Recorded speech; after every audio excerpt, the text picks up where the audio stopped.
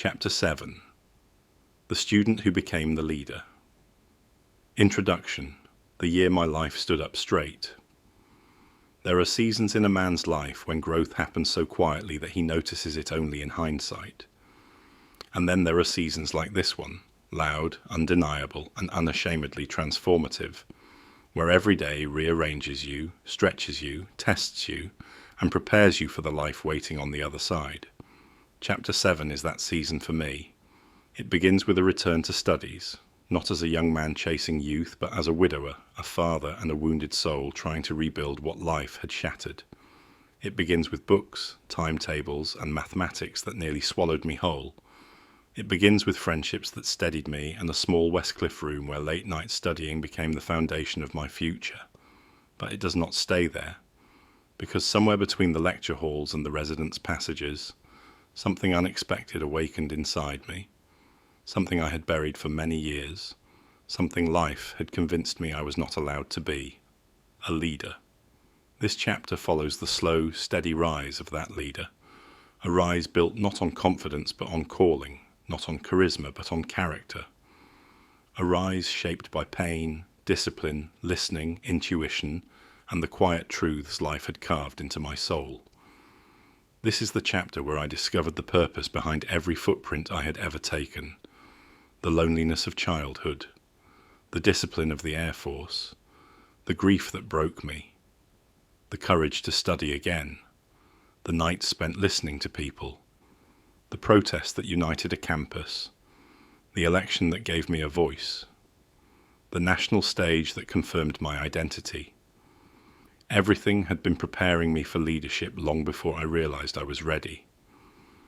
Chapter 7 is not the story of becoming important. It is the story of becoming aligned with my calling, my soul, my journey, and my purpose. The decision beside the Vaal River, where purpose whispered and my future took shape. Part 1. Walking back into my own life. I drove through the gates of the Vaal Triangle Technicon on the morning of the 15th of January, 1985, with a feeling I had not experienced in years, belonging. A quiet certainty that I was stepping into a future that waited patiently for me to arrive. It didn't feel like the first day of primary school when I had no choice. It didn't feel like the first day in the Air Force when fear walked next to me. It didn't feel like Sassol where routine had dried my spirit. This felt different. This felt like taking the wheel of my life again. Students moved around me in clusters, new haircuts, new clothes, new dreams pressed tightly against their chests. I heard laughter, nervous chatter, parents giving last-minute advice that would be forgotten by supper time.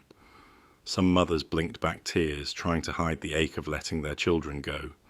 Some fathers stood with hands on hips, pretending not to be emotional.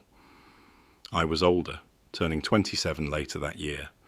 But in that crowd, I didn't feel strange. I felt awake. Inside the administration hall, the queues moved at a cheerful crawl. Students compared timetables, exchanged jokes, and guessed which lecturers were strict, brilliant, or hopeless. It was chaos, but a warm chaos. When it was my turn to register, the woman behind the desk glanced at the form. Single, married, or divorced? She asked, pen poised. I looked at her. None of those words held my truth. Tanny? Where do widowers tick? Her whole face softened.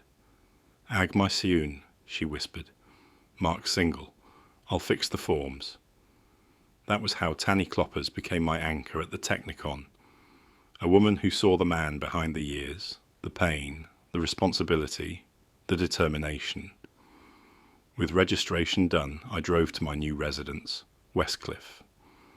It was a converted apartment block in the older part of Vanderbilt Park, far from the main campus hostel buildings. Fate's sense of humour wasn't lost on me. I had returned to the town that nearly broke me as a teenager.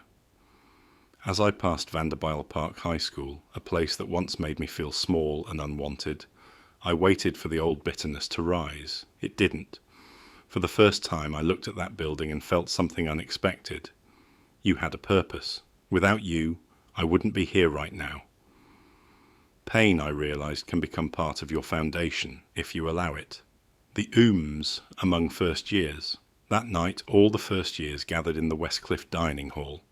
The leaders explained the rules. No girls in the rooms, no alcohol hidden in cupboards or under beds, serious consequences for misbehaviour.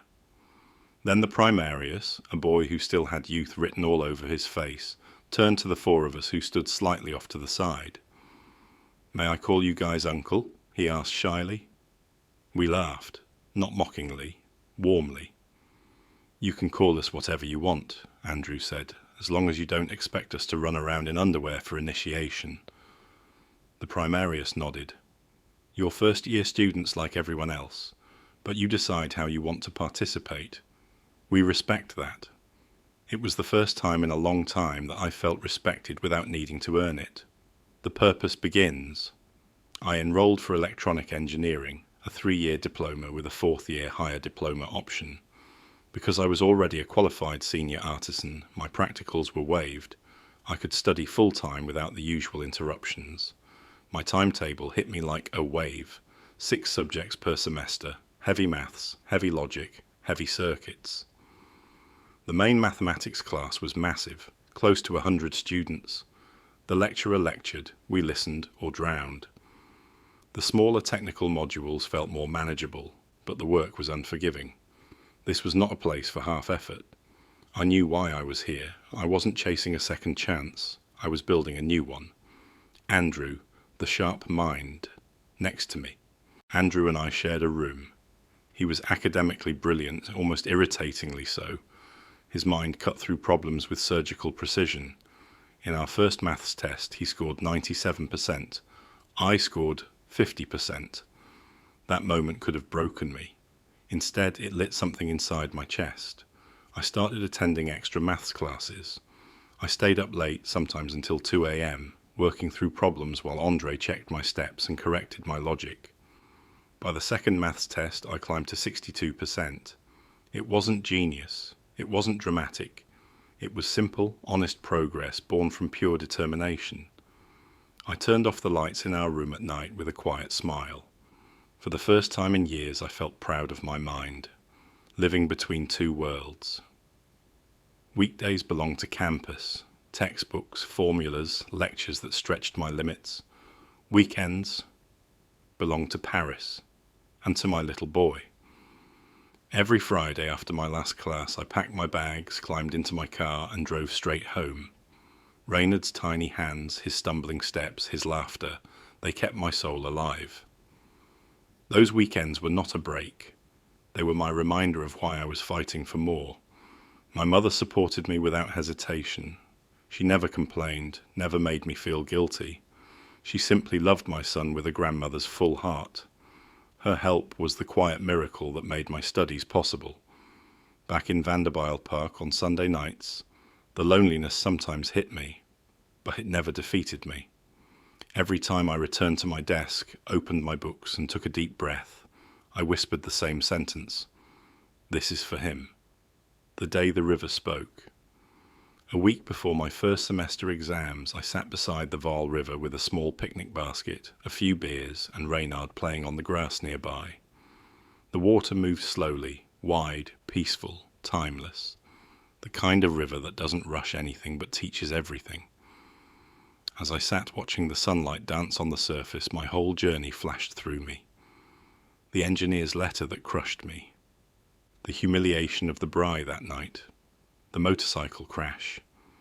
The choice not to give up. The decision to study. The doubt, the fear, the fragile hope. And then a sentence rose in me, steady, clear, undeniable. I don't want to be a technical specialist. I want to be a leader. Not a leader of machines or wires, a leader of people.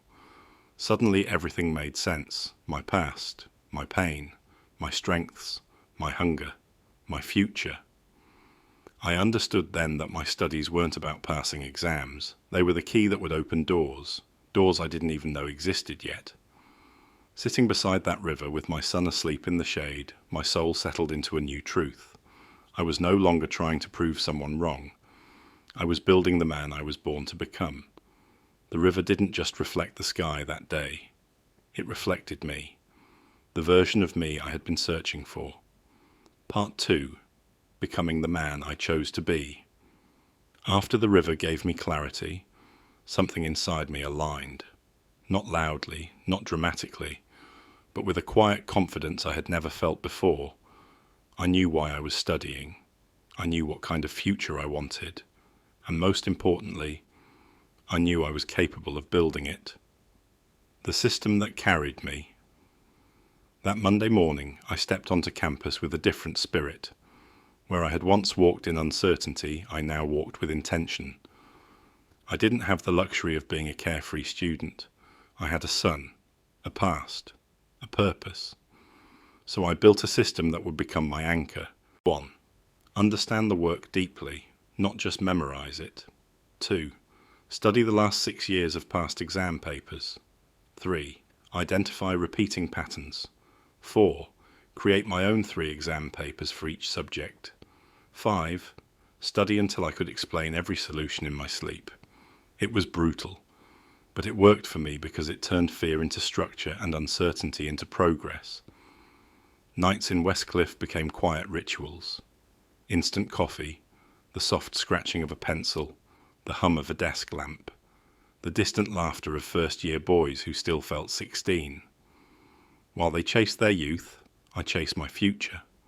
Andrew often sat across from me, his head buried in theory, his foot tapping rhythmically under the table. Sometimes he'd glance up and say, "Chris, you're going to burn out."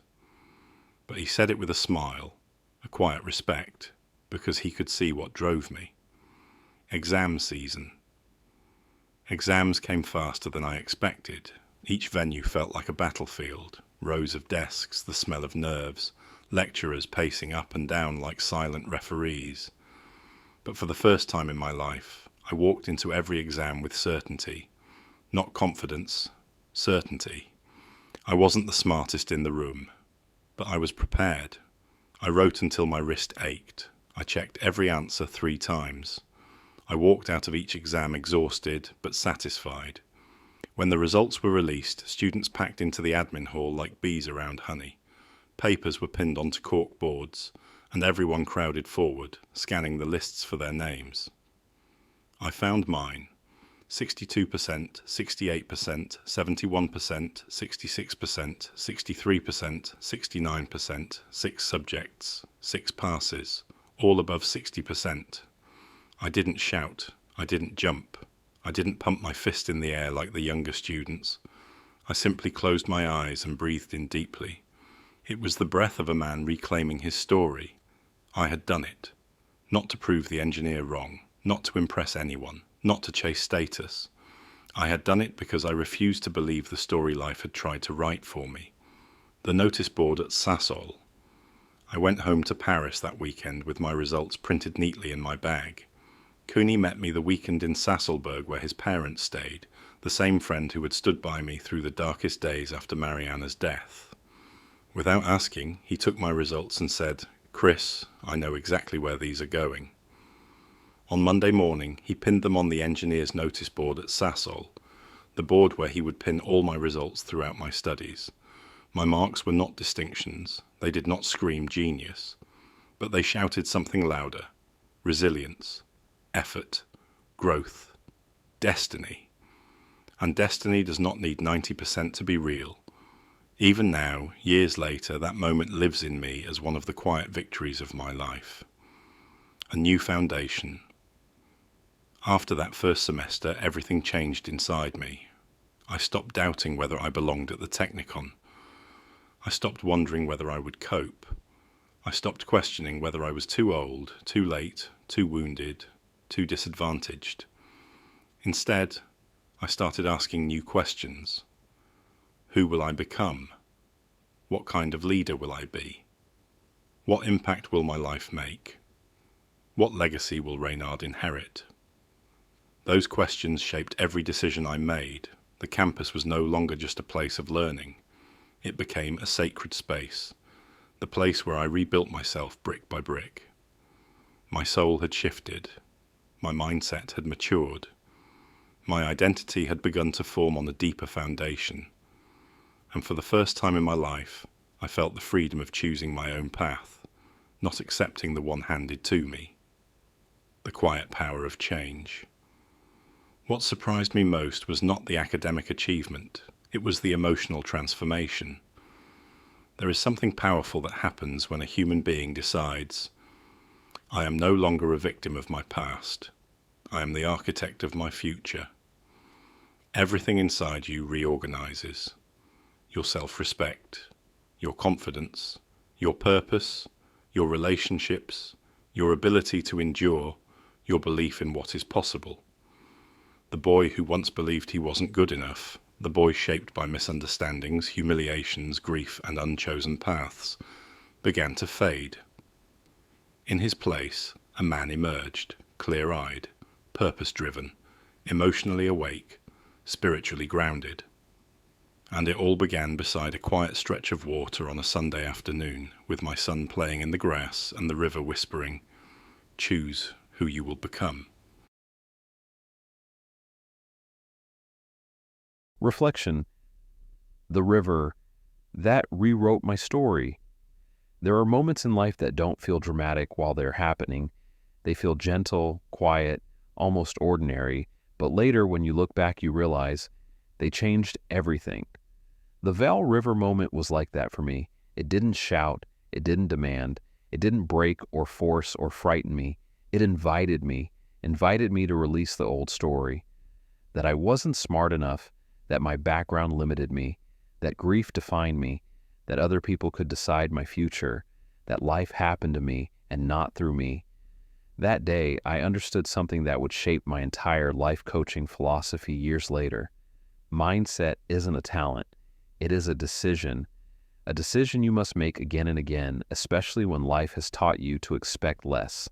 Beside the river, I made that decision to rise, to grow, to believe in my potential, to lead, to create a life worthy of my son, my soul, and my purpose.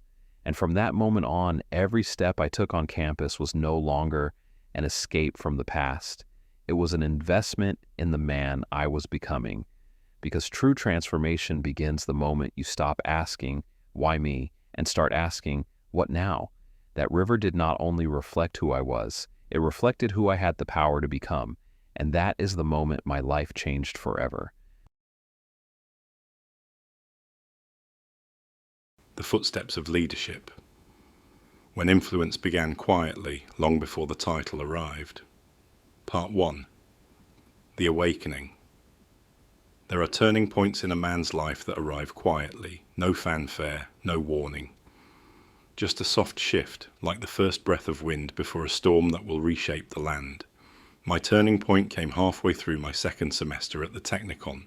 Until then, my focus had been simple: study, survive, succeed, nothing more, nothing less.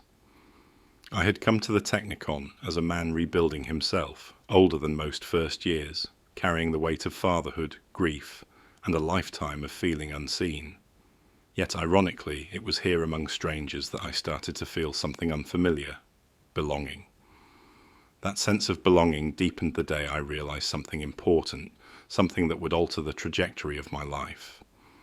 Because of my years of technical experience and the practical credits granted to me, I would be considered a senior in my third semester. Senior. The word struck something deep in me, not because of status, not because of position, but because, for the first time, the idea of leadership flickered like a small flame in my mind. I didn't recognize it at first. I brushed it aside the way you dismiss a thought that feels too big, too daring, too unlike the person you've always believed yourself to be. But that night, sitting alone on my narrow hostel bed, it came back again, stronger this time. A whisper. Maybe you have more to give than you think. Men who saw a soldier behind the student. The younger guys in the residence quickly became curious about me. I wasn't the typical first year. I was older. I had served in the Air Force. I carried myself differently. And I had the kind of stillness one only gets from facing difficult things early in life. Some nights, as the smell of cheap wine and hostel coffee floated down the passages, a group of them would knock softly on my door. "Chris," Tell us an army story. They weren't looking for blood or drama. They were boys in search of courage, adventure, identity. I kept the war stories to myself. Those memories belonged to another life, to men who never came home, to emotions not meant for entertainment. But I shared the harmless stories, the camaraderie, the discipline, the mischief, the feeling of being part of something bigger.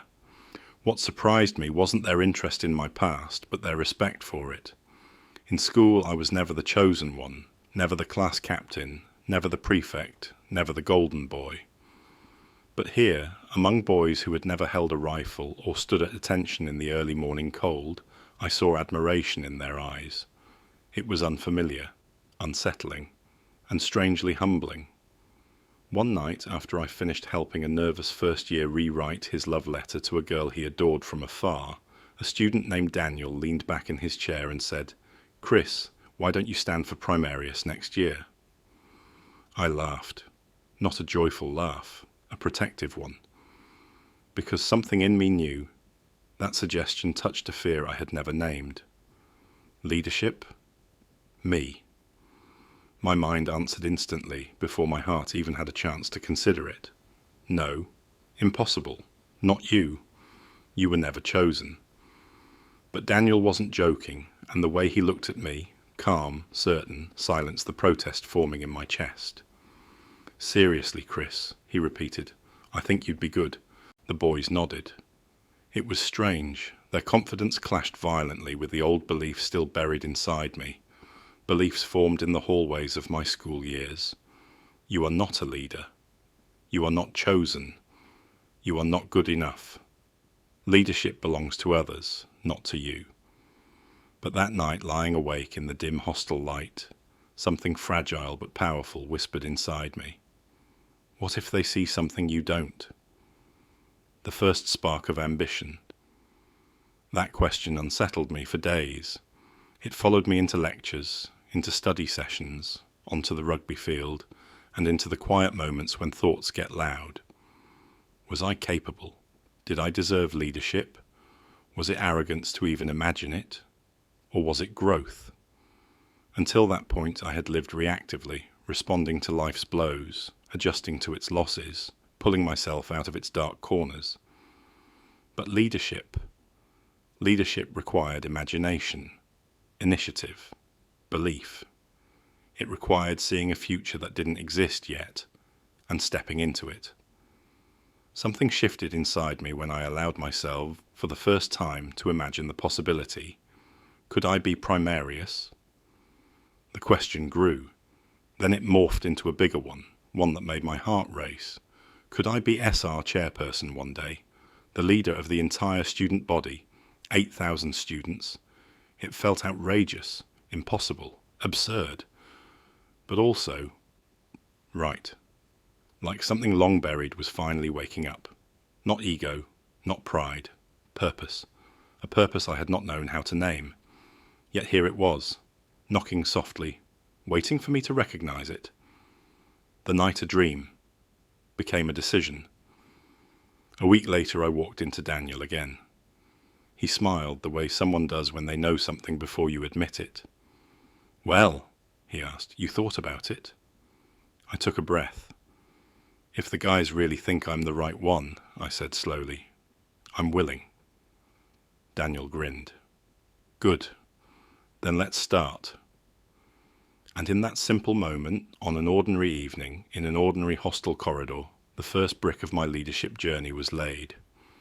I didn't know then how far the road would take me. I didn't know I would become Primarius. I didn't know I would lead a protest that would make the newspaper. I didn't know I would end up running against the most popular student on campus. I didn't know I would become SR chairperson. And I definitely didn't know that I would go on to become the national chairperson of all technicons in South Africa. All I knew was that something had awakened in me, something that had lived inside me since childhood. The instinct to observe, the desire to protect, the willingness to stand for fairness, the longing to belong, the hunger to be worthy, and the quiet courage to lead even when no one had ever believed I could. This was the moment my leadership journey began. Not with confidence, not with ambition, not with certainty, but with a whisper. Maybe it's your time. Part 2. Studying people, studying myself. The decision to step forward, even quietly, awakened something in me. Not confidence, not ego, but a recognition.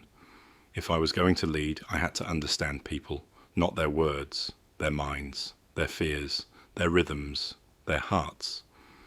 Leadership without understanding is force. Leadership with understanding is influence, and I knew instinctively which of the two I wanted to choose. Opening the box of memory. One weekend, during a study break in Paris, I found myself unpacking old boxes in my parents' storeroom, not looking for anything particular, just searching, perhaps for myself. Then I saw it, a small cardboard box covered in dust. The handwriting on the side, soft, familiar, read, Mariana. Books. My chest tightened. I carried it to the lounge, sat cross-legged on the carpet, and opened it slowly as if lifting the lid on a part of my soul I hadn't dared to revisit. Inside were her university textbooks, the subjects she loved, human development, group behavior, motivation theory, cognitive patterns and beliefs, emotional maturity, and inside every one of them, her handwriting, soft, neat, thoughtful, notes in the margins, questions in the corners, observations that revealed the way she saw the world, gently, deeply, compassionately. I paged through those books not as a student seeking marks, but as a man trying to understand the human soul, his own, and the ones he hoped to lead. I hadn't planned to read them, but once I started, I couldn't stop. Her books didn't bring sadness that day. They brought clarity. A deep realization settled inside me. Leadership is not about telling.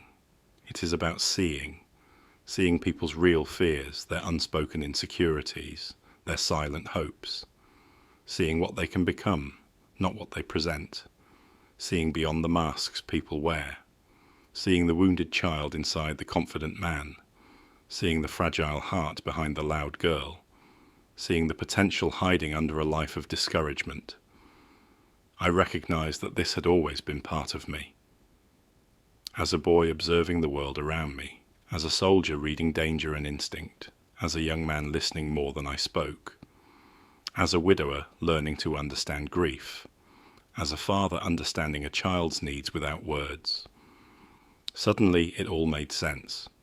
My whole life had prepared me to understand people. I just didn't know that was leadership.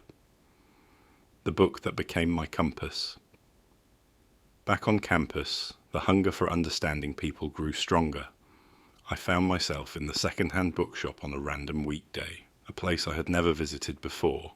It smelled like dust, forgotten stories, and old wisdom. And there it was, a thin blue paperback that seemed to glow on the shelf. How to Win Friends and Influence People. Dale Carnegie. I picked it up. The first paragraph hit me so deeply that I read it twice. This wasn't manipulation, this wasn't acting, this was human truth.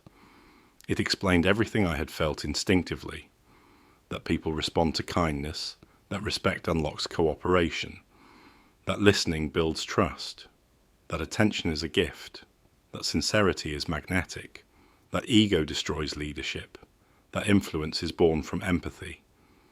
I bought the book immediately. That night, sitting at my small wooden desk in Westcliff, I read half of it before the early hours of the morning, and then I read it again, and again.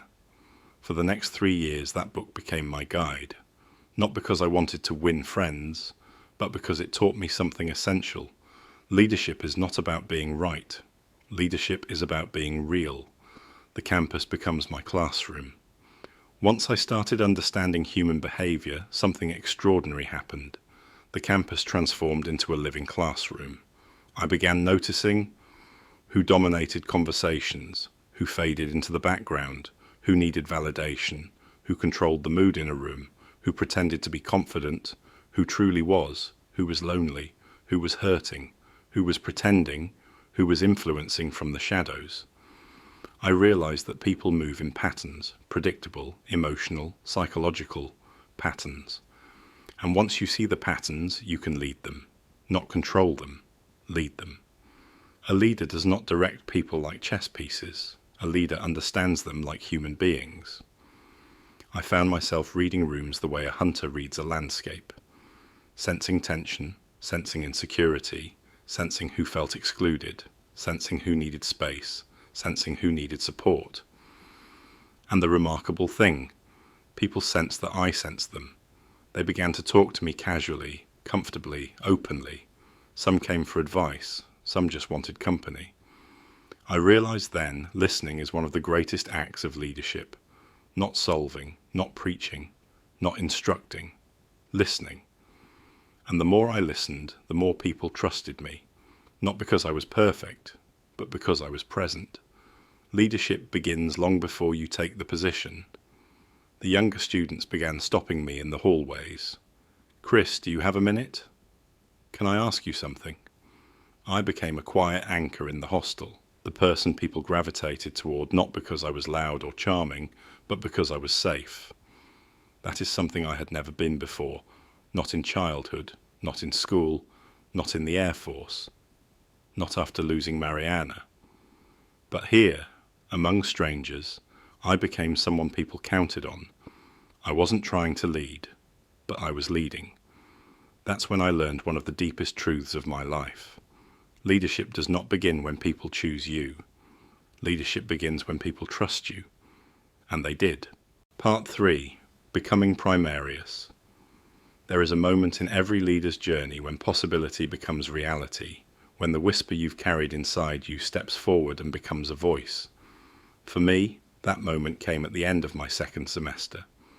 The hostel elections were approaching. Students were nominating their leaders for the coming year. There was laughter, energy, chatter in the passages. I wasn't thinking much about it. I was focused on exams, on Reynard, on keeping my marks above 60%, the promise I had made to myself. Then one evening, while I was making coffee in the communal kitchen, Daniel walked in holding a folded piece of paper. He smiled faintly and said, "Chris, don't get a fright when you see your name tomorrow." I frowned. "What do you mean?" He tapped the paper. "It's in the nomination box." My chest tightened. "For Primarius?" He nodded. "You're kidding." "No," he said, "and you'd better be ready." The election night. The following evening, the entire hostel gathered in the TV room, a cramped, noisy space that smelled of cheap deodorant and excitement. Names were read out. Votes were counted. Every now and then a cheer broke out when someone unexpected won a portfolio. Then the moment came. For Primarius of Westcliff residents, a hush settled. The room became strangely warm. Chris Van Heerden. It was as if two versions of me collided, the boy who had never been chosen and the man these students now believed in. Guys slapped my back. Someone handed me a warm beer. But inside me, something else happened. Something quieter, deeper. Responsibility settled into my bones, not pride, not ego, responsibility. A river flowed through me, a river of duty, service, and expectation.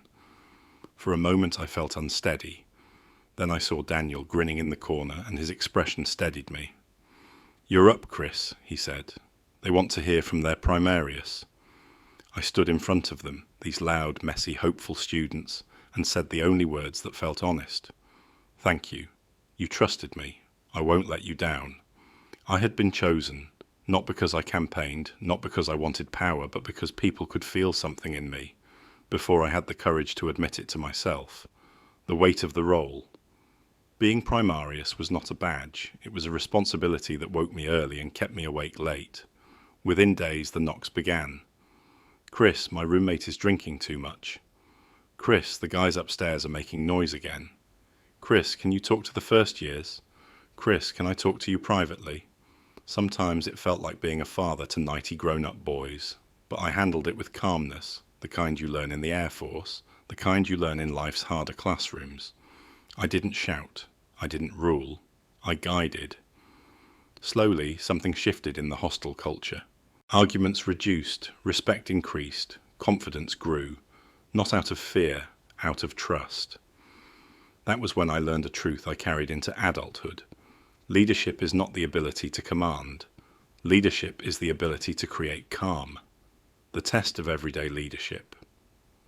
Being primarius also meant making sure first years adjusted, supporting those struggling emotionally, keeping order, motivating the hostel for inter-residence competitions, meeting with house committee members, addressing discipline, solving tensions quietly before they exploded. But it also meant smaller things, things the world never sees but the soul never forgets. Like sitting next to a lonely first year whose breakup shattered him, or helping a student build the courage to phone his parents, or writing a speech for someone too shy to speak, or helping others prepare for interviews or exams, or simply listening, really listening, when someone said, "I'm not okay." These moments taught me more than any leadership course could. Every person who knocked on my door became a teacher, shaping me one conversation at a time. I started to realize leadership is not about standing above people, it is about standing among them. The reputation spreads beyond Westcliff. The reputation spreads beyond Westcliff. By the end of the semester, shortly after being elected SR member for hostel affairs, something unexpected began happening. My world broadened overnight. I was no longer dealing only with Westcliff students and their challenges. Now I was stepping into every residence on campus, listening to their frustrations, mediating their issues, guiding their primary eye, and representing their voices in the council. And as I moved between these residences, something shifted. Students from hostels began greeting me by name. Some stopped me in corridors to ask for guidance. Others invited me into their meetings, or pulled me aside to talk about problems back in their residences. A few simply said they wanted to meet the older guy who doesn't judge and actually listens. It wasn't popularity, it wasn't charisma, it wasn't anything loud or flashy. It was something deeper, something I only understood years later. People follow leaders who make them feel safe. Perhaps it was because I spoke calmly. Perhaps it was because I had lived through heartbreak and understood fragility. Perhaps it was because my childhood of observing quietly had sharpened my instincts. But one thing became clear. I was no longer just the primarius of Westcliff. I had become a voice for every hostel on campus, and that responsibility began shaping me for something far bigger. The moment the bigger dream was born. The moment the bigger dream was born. One night, after a long day of SR meetings and hostel walkabouts, I sat alone on my bed in Westcliff. The corridor was silent. The moonlight stretched across the floor like a silver path, and for a moment the world felt still. And then, like a whisper rising from somewhere deep inside me, a thought entered my mind. Bold, daring, impossible. If you can bring unity between hostels, if you can guide their leaders, if you can help thousands of students feel heard, then why can't you lead the campus?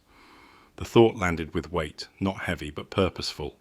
It spread through me like ripples in water. SR chairperson, the leader of 8,000 students. Me, the boy who was never chosen in school, the young man who once felt invisible, the widower who lost the love of his life, the father who rebuilt his world from broken pieces, the student who arrived unsure of his place. And yet, the idea didn't feel arrogant. It didn't feel impossible. It didn't even feel like ambition. It felt like a calling, a next step, a responsibility, a continuation of a path that had begun long before I ever walked through the Technicon gates. It felt like the next footprint. Part 4. The first true test of leadership. Every leader reaches a moment when the role stops being symbolic and becomes real. For me, that moment arrived early in the new year, long before any speeches, campaigns, or elections.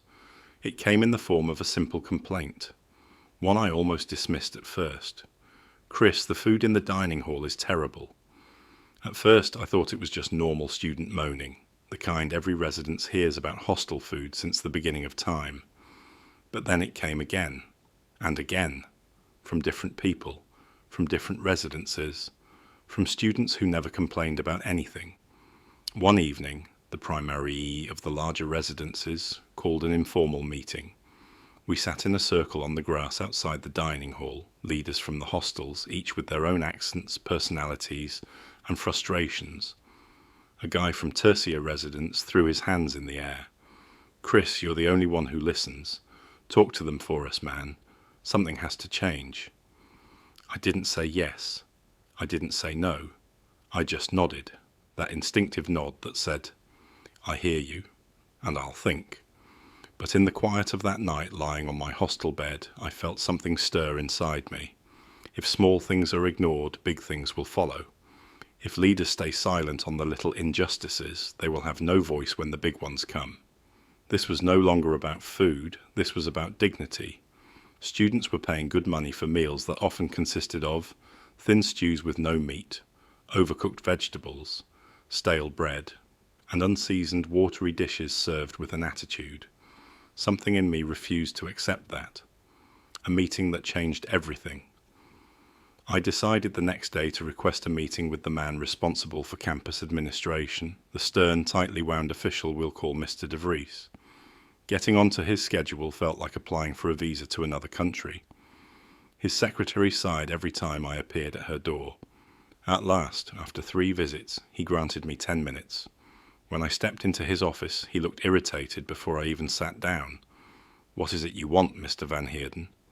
No greeting, no hospitality. Straight to the point.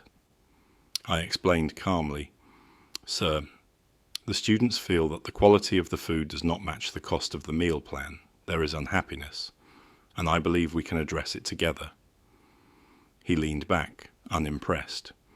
"The students must learn gratitude," he said sharply. "They do not know what real hardship is. If they don't like the food, they can stay hungry." His tone flicked a switch inside me. Not anger, not defiance, clarity. This man would not move unless someone moved him. I tried once more, respectfully. "Sir, I'm only asking that we look at the situation fairly," he interrupted, waving his hand. "I will not change anything. Good day. Meeting over. Except..." It wasn't. Something in me refused to accept that the well-being of thousands could be dismissed so easily. As I walked out, I remembered a moment from De Wet Nell Hostel in my school days, when I couldn't beat Michael physically, but found a different way to win. This was the same. If you cannot win with muscle, you win with mind. And that night, a plan was born. The strategy. I called a meeting with the house committee leaders from the residences who had complained. 8 of us squeezed into the Westcliff TV room. I outlined the plan. 1. A peaceful food boycott. No chaos, no violence, just unity. 2. A rotating refusal. We wouldn't boycott every meal, we would choose unpredictable ones so the administration could not prepare or manipulate attendance. 3. A dramatic demonstration. We invited the Waal Weekblad newspaper. They were hungry for student stories. 4. A performance. 3 drama students volunteered. 1 would pretend to gag dramatically on the stew. 1 would try cutting the meat with a blunt knife. 1 would use a chainsaw prop to slice through the steak. It was ridiculous, it was theatrical, and it was brilliant. 5. A formal list of grievances, signed by leaders, typed professionally, delivered with dignity. The others looked at me with wide eyes. "Chris, you're serious?" "Very," I said. "If authority ignores respect, then the authority must face results. The boycott begins." The first boycott happened on a Wednesday evening. At exactly 17:50, instead of lining up at the dining hall doors, hundreds of students sat outside on the grass, quietly, calmly, with purpose. The staff came out, confused. The drama trio performed. The chainsaw roared. The photographer captured everything. By Friday morning, the Waal Weekblad had the photos developed but held back on publishing, waiting for our signal. But something unexpected happened. Nothing. No response from administration, no invitation to talk, no acknowledgement. So we planned round 2. This time double the number of students gathered. The drama was bigger, the energy stronger. We sent the message. Publish. Saturday morning the headline appeared. Students revolt against terrible dining hall food. With photos of the boy pretending to choke, the girl crying over vegetables, the chainsaw carving through a steak. It was actually rubber, but no one knew. The article embarrassed the institution. Parents read it, sponsors read it, the community read it. By Monday morning, my name was called over the intercom. Mr. Van Heerden, please report to administration immediately. The confrontation. Mr. De Vries was furious. His face was so red it looked painful. Do you realize what you've done? He barked. I had to explain this article to the rector. I said nothing at first, not out of fear, out of strategy. When he paused to breathe, I spoke softly. Sir, we came to you respectfully. You dismissed us. We had no alternative. He may have hated my tactics, but he understood them. And he understood I wasn't afraid to use them. 2 days later, the dining hall introduced new suppliers, fresher ingredients, better menus, better hygiene, oversight from a nutritionist, and scheduled feedback meetings with student representatives. Students noticed the improvement immediately. Food tasted better, meals were consistent, complaints dropped. The dining hall became a place people enjoyed again. That was not a small victory. That was leadership in action. The reputation that followed me. The food protest did something I didn't expect. It made people see me differently, not as the older student, not as the guy from the Air Force, not as the widower, not as the quiet listener, but as someone who could take a stand, organize people, plan strategically, negotiate power, face authority, deliver results, fight for fairness, protect the vulnerable, and stay calm through pressure. It marked me. And it was the moment many students realized, this guy is not just primarius, this guy is a leader. It was the moment I began to realize it too. Part 5. The Road to SR Chairmanship. Leadership rarely arrives with trumpets.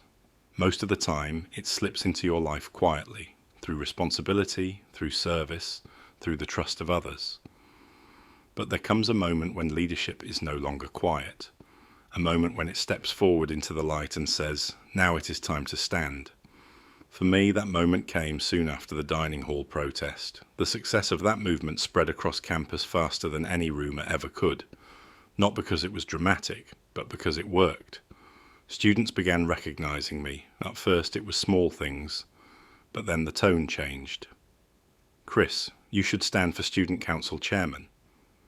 You get things done. You're the leader we actually trust.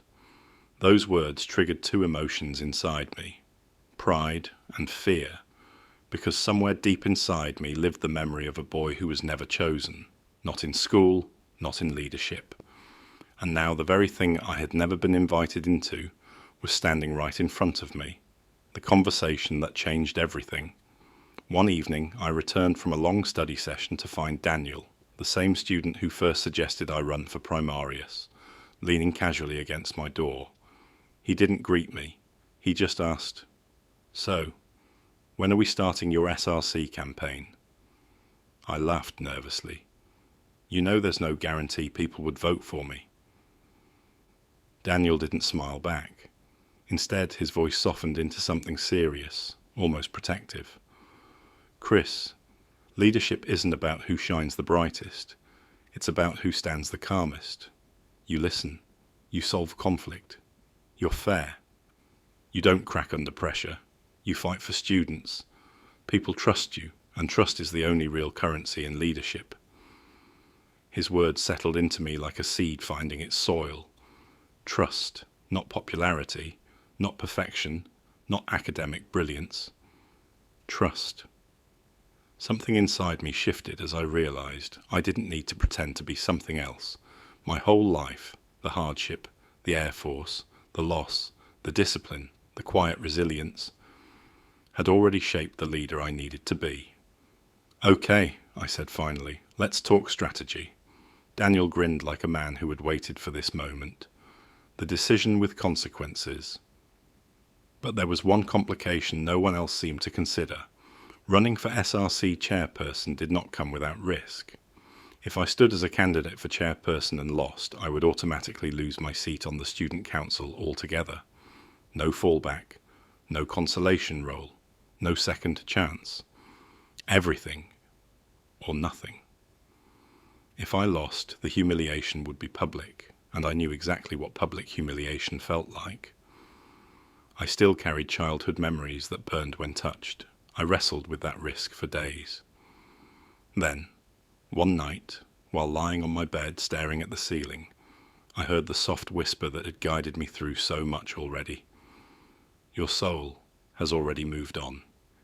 It's time your life follows. I knew then that staying safe was not my path. Life had never shaped me for safety. It had shaped me for something else: service, purpose, impact. And so, with a steady exhale, I made the decision quietly. I would run, not out of ambition, but out of calling, building the campaign.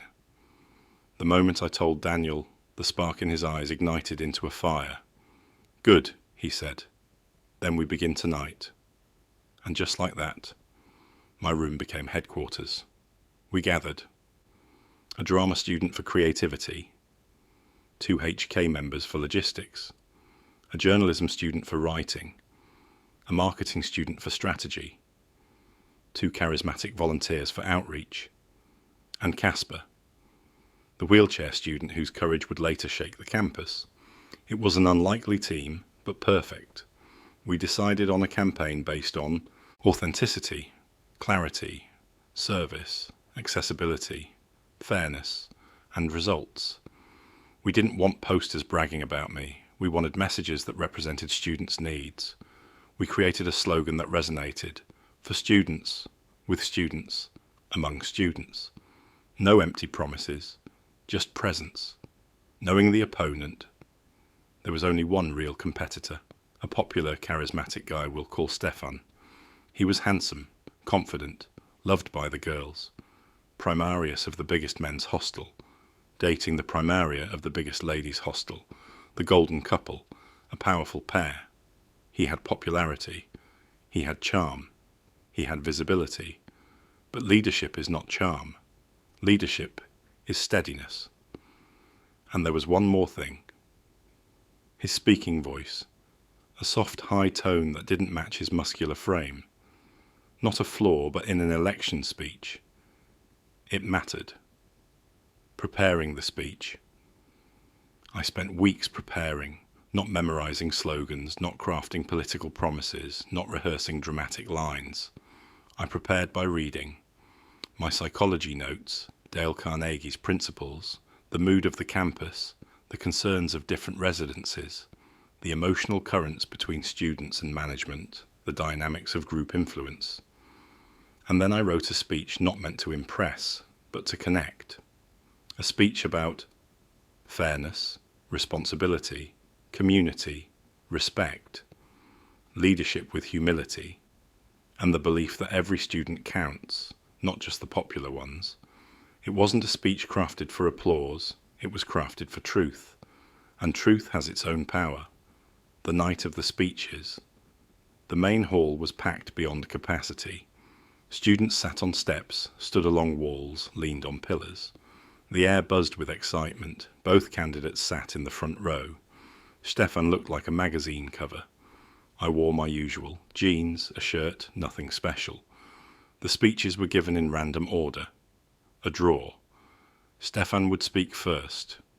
He walked to the podium. The room went silent. For the first few minutes his voice boomed beautifully through the speakers, confident, clear. And then, in perfect timing, the microphone cut out. Dead silence. His natural voice filled the hall, high, thin, trembling. People giggled. Then laughter spread like ripples. He pushed through bravely, and I admired him for it. But the damage was done. No one knew that one of my supporters, a sound technician, had accidentally unplugged the cable, not by my instruction, but by loyalty. I made peace with that moment years later. Leadership sometimes attracts actions you didn't ask for. My turn. I walked to the podium with no notes, no paper, no rehearsed lines, just presence. And I began with the words that had been alive inside me for months. You don't know me because of my voice. You know me because I show up when you need someone. The hall went still. I spoke about the dining hall protest, the importance of fairness, the responsibility of leadership, the need for unity, students like Casper who deserve dignity, small changes that create big impact, the power of listening, and the belief that no student should ever feel invisible. And then, at the perfect moment, I raised my hand. A signal to the back of the hall. Casper wheeled onto the stage. He turned to the audience and said softly, "Every day I struggle to move from my hostel to campus. Chris is the only leader who noticed without me asking. He didn't offer sympathy. He offered a solution. Vote for the leader who sees us." He didn't cry. He didn't beg. He simply told the truth. And the hall erupted, not in applause, but in understanding. In that moment, I knew no matter what the results would be, I had given the best of who I was. I didn't pretend, I didn't act, I didn't perform. I showed up as myself, a man shaped by hardship, softened by loss, strengthened by service, and guided by the footprints of his own soul. And the road to SR chairmanship had reached its final step, a step that would lead directly into the next chapter of my life, one I never expected. Part 6. The announcement.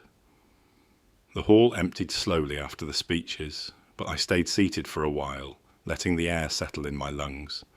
My heart wasn't racing. It wasn't fear or ego or excitement pulsing through me. It was something far quieter, a deep, steady knowing. Whatever happened now, I'd already crossed the threshold. Students began leaving in groups, some laughing, some debating, some still replaying the drama of the night. I drove back to Westcliff with Daniel and a few of the guys. They were electric, buzzing with certainty, slapping my back, telling me I had it in the bag. But I didn't celebrate. Not yet. Leadership had already taught me something important. The outcome is never yours. Only the effort is. So I went to bed early. No victory party, no speculation, no nervous pacing. Just stillness. I lay awake a long time, not anxious but reflective. If I lost, I would walk away from the SRC completely. If I won, my life would change overnight. I remembered that little boy in Vanderbilt Park who never belonged. The boy who stood alone on the rugby field. The boy no one chose. The boy who grew up learning to read life silently. I whispered into the darkness, "If I win, let me lead with humility. If I lose, let me lose with grace." And finally, sleep came. The announcement night. 2 nights later, the campus gathered again, this time for the official SRC inauguration ceremony. Hundreds filled the hall, fairy lights strung along the walls, soft music, polished shoes, nervous smiles. Everyone was dressed neatly. Some came to celebrate, others came only to see who would triumph. I wore simple clothes. Daniel stood beside me, so wound up he couldn't stand still. "You're ready," he whispered. I wasn't sure if I was, but I knew I was willing. The head of student affairs walked up to the podium, holding the thick envelope with the new SRC list. The hall quieted instantly. They began announcing portfolios, the smaller ones first, then the full list of general SRC members. My name did not appear. Of course not. Chairperson candidates were announced last. Finally, the moment came. The hall fell into a silence so absolute it felt sacred. And now, with the highest winning margin in years, your Student Representative Council, chairperson for the year 1986. I closed my eyes. Chris Van Heerden. I stayed seated for a few seconds, not out of shock, but out of reverence. Because in that single moment something aligned inside me. The boy no one chose had become the man thousands trusted. When I stood, Daniel grabbed me in a hug, shaking with excitement. "I told you," he said. "I told you they were waiting for you." The weight of the chair. Accepting the role felt nothing like triumph. It felt like responsibility, heavy, sacred, humbling. As I shook hands with officials and stood on the stage, I didn't feel bigger. I felt smaller, in the best way possible. Because leadership, when understood correctly, shrinks the ego and expands the heart. I looked out over the hall at faces from every background, every residence, every story. I realized I was now responsible for all of them, not to please them, not to impress them, but to serve them. When I took the microphone, I didn't give a victory speech. I gave a promise. My job is not to lead from above you. My job is to walk among you. Silence fell, the kind of silence that means people aren't just listening, they're absorbing. I ended with, "If I ever forget why I am here, remind me. Leadership is borrowed, service is permanent." A shift in identity.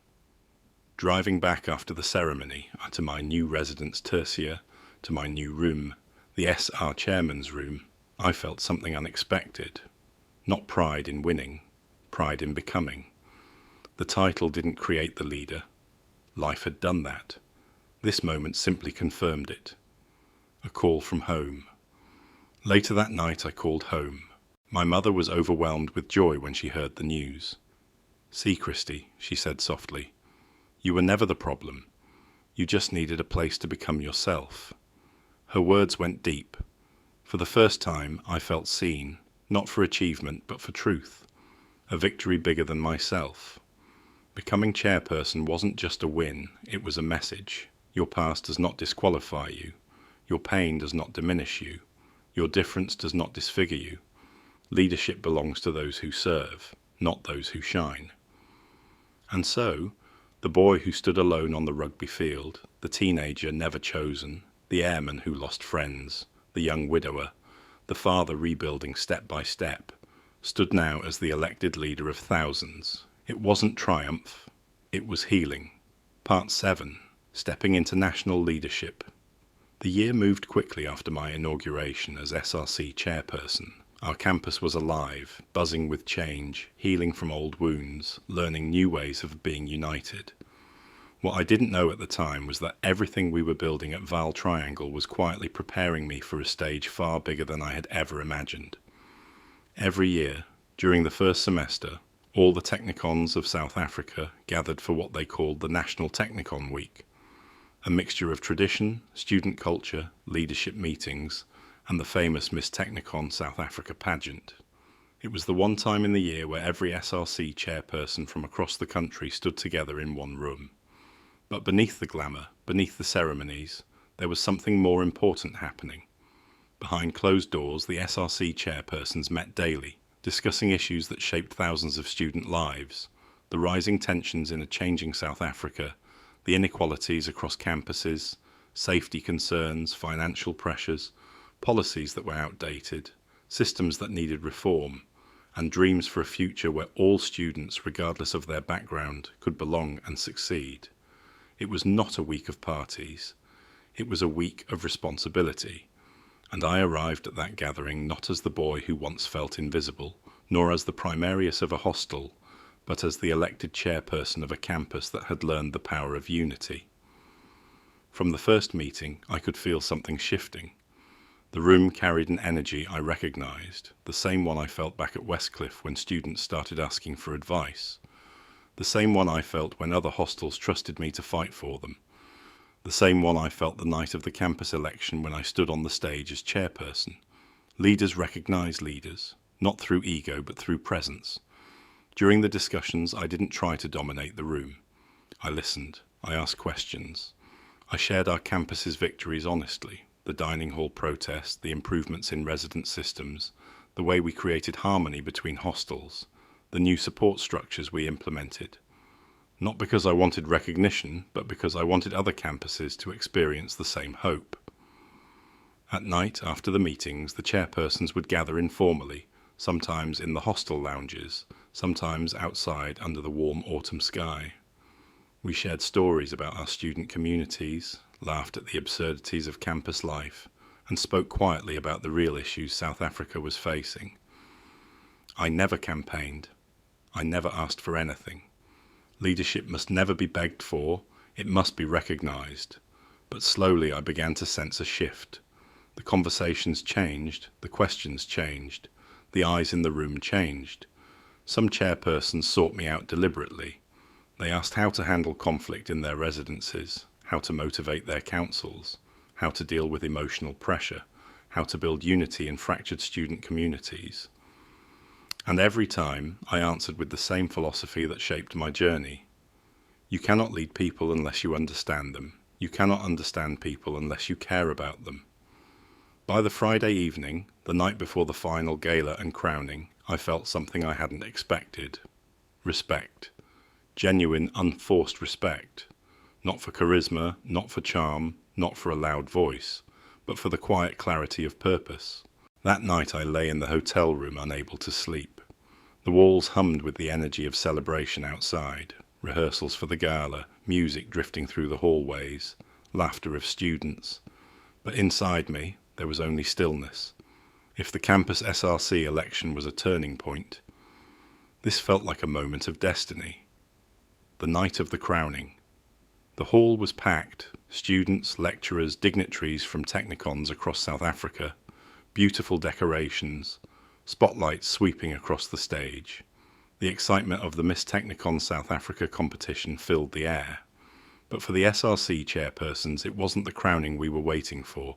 Our moment would come afterward. Just before midnight, the Master of Ceremonies returned to the stage, holding a small card, the one containing the result of the closed-door election held earlier that afternoon. He quietened the hall with a single raised hand.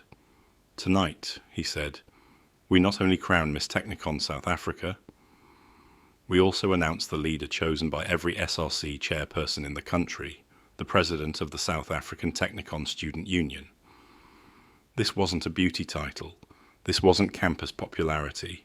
This was the voice of every Technicon in the nation. This was the student representative who would sit with SRC chairmen, influence policy, and speak on behalf of tens of thousands of students during a deeply changing time in South Africa. I felt my heartbeat slowing, not racing, slowing, calm, centered, present, and the elected president for 1986. A pause, a long one. Chris Van Heerden. For a moment the hall was silent, the kind of silence where something profound lands. Chairpersons stood to shake my hand. Some hugged me, others simply nodded, the nod of one leader acknowledging another. I did not feel tall. I did not feel triumphant. I felt entrusted. Because this role was not just an honor, it was a responsibility far heavier than any rank I had worn in the Air Force. Tomorrow morning, on national radio, I would speak to the country, representing every Technicon student in South Africa. I would speak about the future, about unity, about the needs and hopes of thousands of young people standing at the edge of a transforming nation. The boy who was never chosen had become the man chosen to speak for a nation, not because I sought the attention, but because I followed the footprints life laid before me. Reflection. When leadership finds you. There are moments in life when the world doesn't give you a title, it simply confirms who you have already become. That is what national leadership taught me. Standing on that stage, hearing my name echo through the hall, I understood something that took me a lifetime to recognize. Leadership is never the reward for achievement. Leadership is the recognition of character. I was not chosen because I was the loudest voice or the smoothest speaker or the most popular name. I was chosen because life had prepared me quietly, painfully, faithfully to carry the weight of responsibility. Everything that once felt like punishment suddenly made sense. The loneliness of childhood, the rejection in high school, the discipline of the Air Force, the brutality of war, the grief of losing Mariana, the fear of raising a son alone, the humiliation of a letter that claimed I had no academic potential, the long nights of study, the courage to return to education, the determination to succeed, the willingness to serve. Each experience carved something into my soul: empathy, clarity, resilience, stability, and an understanding of people that cannot be learned in books alone. And when the moment came, leadership recognized its own reflection in me. National chairperson was not a triumph, it was a revelation. It revealed that the child no one chose had become the adult who could bring people together. It revealed that pain can become purpose when you allow it to soften rather than harden your heart. It revealed that service, not ambition, is the true currency of influence. It revealed that leadership is not a title. It is a responsibility to lift others even when no one is watching. And perhaps most importantly, it revealed something I needed to hear after decades of doubt. There was never anything wrong with me. I was simply becoming the man I was always meant to be. Leadership did not heal all my wounds, but it gave them meaning. It showed me that the footprints of my soul were never random. Every step, even the painful ones, was preparation. Because the world does not need perfect leaders. It needs leaders who understand struggle, leaders who recognize loneliness, leaders who see the invisible, leaders who have walked through fire and chosen not to burn others with their ashes. When I think back on that week, the meetings, the laughter, the tension, the vote, I know now what I could not know then. Leadership comes to those who have learned to lead themselves first, and in that truth, I found peace. The last walk across the stage. The night my journey confirmed the man I had become. The final footprint of my student journey. There is a strange quiet that settles over a man at the end of a long chapter, a stillness that feels both like a goodbye and a beginning. That is the quiet I carried inside me on the night of my graduation. It's almost unbelievable when I think back to where it all started, with a letter that said I did not have the ability to study, that I lacked academic potential, that further education was not recommended. A single sentence, written by someone who barely knew me. A sentence that nearly broke me. A sentence that almost ended my life. A sentence that eventually rebuilt me. Because if that letter had never been written, I might never have risen. And now, years later, I stood at the end of the journey that letter tried to block. The final night. Vale Triangle Technicon looked different to me that evening. Not because the buildings had changed, but because I had. What began as a desperate attempt to prove someone wrong had become one of the most meaningful seasons of my life. It was here that I discovered who I truly was. It was here that I became a leader. It was here that I built confidence not on praise, but on purpose. It was here that I represented students across the country. It was here that I grew, not in achievement but in identity. But all journeys must end. The campus buzzed with energy that night. Students in gowns, parents with cameras, laughter rising in pockets, lecturers smiling proudly. I walked alone, not out of sadness, but out of reflection. Graduation was not a celebration for me. It was an honor, a closing, a moment of peace. Inside the hall, we queued for our qualifications. The higher diploma line was shorter than the others. Off to the side, a small group wore the colours of master's graduates. For a moment I wondered whether this was the path the world expected of me. But deep inside I knew my answer. I had a son to raise, a future to build, a life to stand up straight again. My studies had served their purpose, not to bind me to more books, but to open my world, a name in the programme. While waiting, I scanned the brochure again. There, under special awards, was my name. I frowned. I wasn't top of the class. I had no sporting achievements. I wasn't an academic researcher. So why was I there? Before I could think further, the ceremony began. Diplomas, handshakes, applause. And then everything shifted.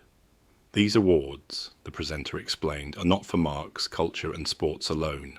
They are for contribution, leadership, and impact. And then the long pause. The recipient of this honour did more than lead a residence. He led a campus. He helped steer the SRC through one of the most crucial periods of transformation in our country. He represented us on national platforms. He worked to help align student policies with the changing South Africa. My breath caught. "Please welcome," he said, "Chris Van Heerden." The applause sounded far away. I walked to the stage slowly, not with pride, but with gratitude, because this wasn't a victory. This was a confirmation that I was enough, that I had always been enough, that the child who once felt invisible had become a man who helped shape change. As they placed the honor colors around my shoulders, something inside me settled. Not triumph, peace. A deep, quiet peace that whispered, "You are okay." A door opens, unexpectedly. After the ceremony, friends and lecturers gathered around me. Then I saw Dr. Pretorius, my mentor, calm, wise, steady. "Chris," she said, "I hope you're ready to say yes." "Yes to what?" I laughed. "To your new job."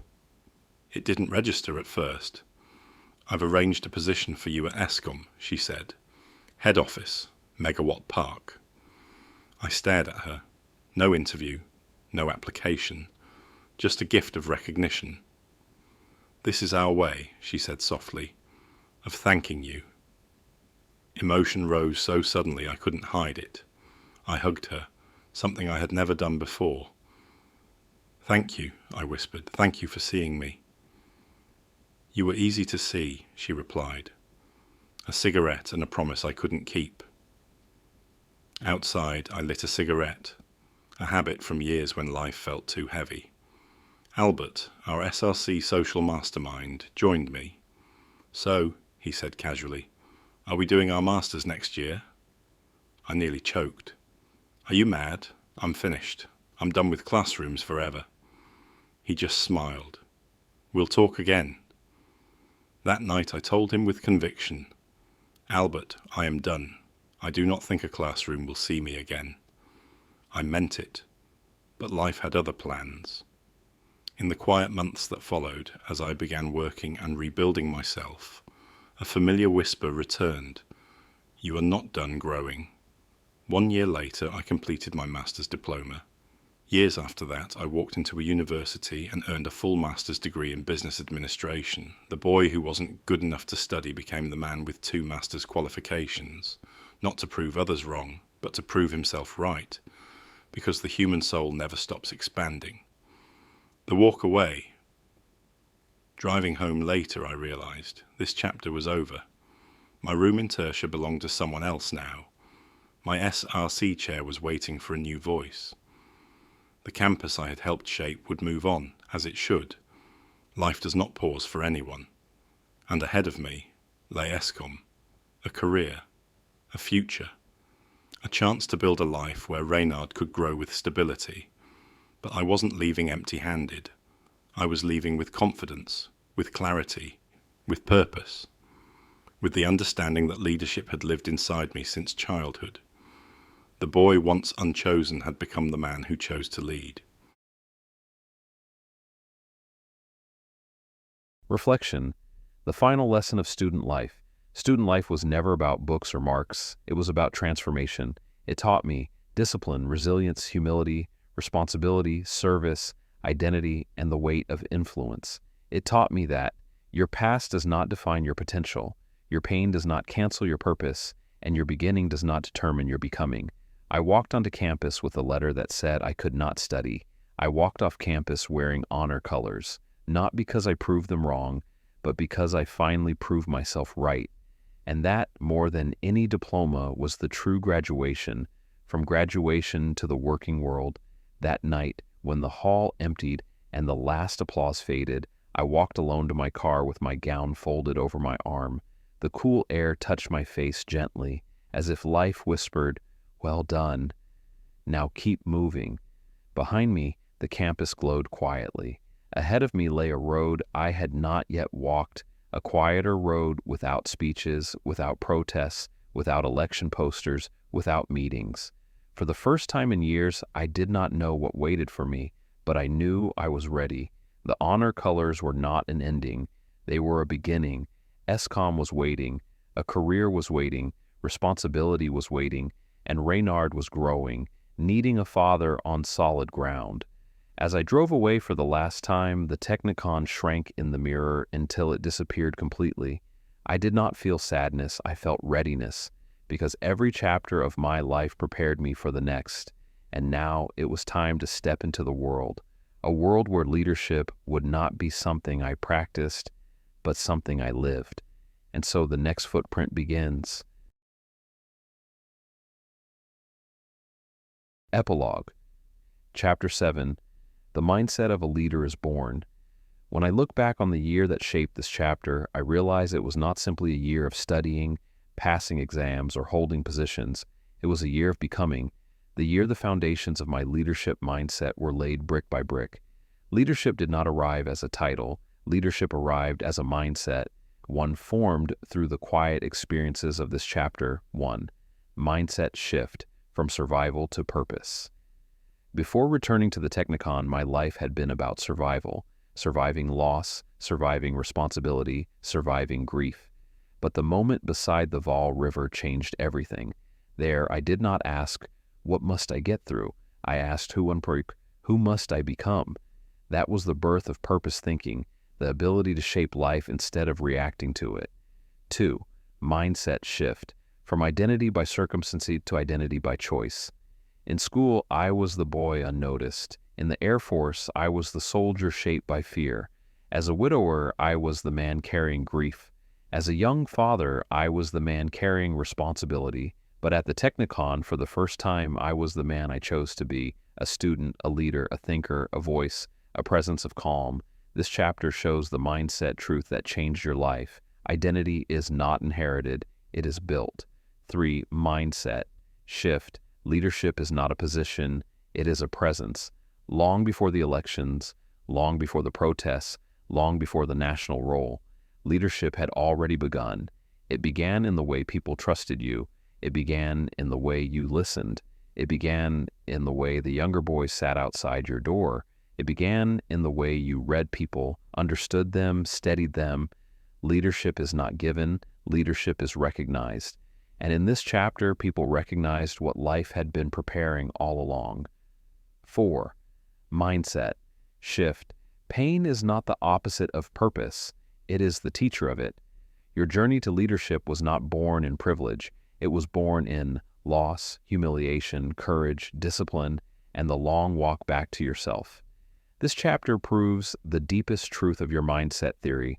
The soul evolves through experience, but the mind must choose what meaning that experience will hold. You chose meaning. You chose growth. You chose purpose. And that is why leadership found you. 5. Mindset shift. The leader you become is the leader you needed. When you were young, you became the leader you never had. Calm, fair, respectful, courageous, empathetic, present, not because life was kind to you, but because it wasn't. The pain of never being chosen became the reason you led differently. This is the formation of emotional intelligence, not through books, but through life. The final insight of Chapter 7. Chapter 7 is not about elections. It is not about titles. It is not about recognition or applause. It is about the moment your mindset matured into identity. It is the moment where every footprint of your earlier life, the childhood wounds, the high school loneliness, the Air Force discipline, the heartbreak of loss, all aligned into a single realization. I was never meant to follow, I was being prepared to lead, and that is when leadership became more than a role. It became your power, your path, and your purpose.